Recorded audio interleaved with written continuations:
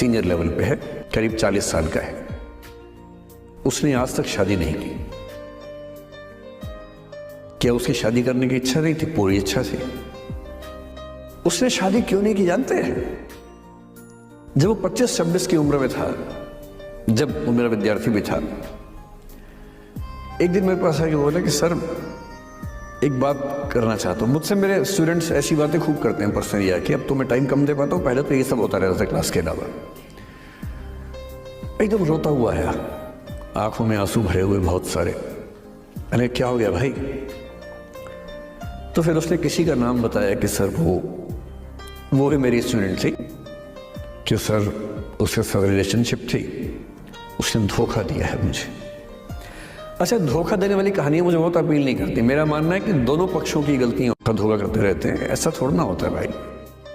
कुछ तो मजबूरियां रही होंगी, कोई यूं ही बेवफा नहीं होता, कुछ तो वजह होगी ना। आप थोड़ा उसकी वजह, उसका भी तो, उसकी कहानी भी तो सुनिए। और मैं जब जब दोनों कहानियां सुनता हूं मुझे लगता है कि मामला ग्रे है। आप किसी एक पे उंगली उठाई नहीं सकते किसने ऐसा किया।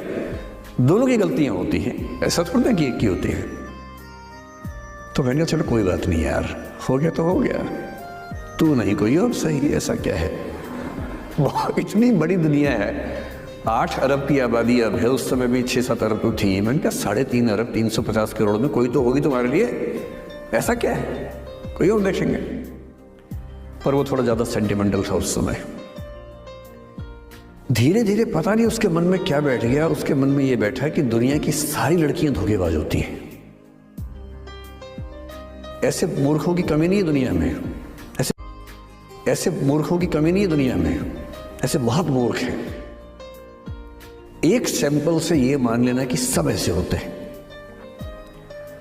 और उसके बाद से उसने कम से कम 10 बार कोशिश की, 10 लोगों से मिला, बातचीत की शादी के लिए।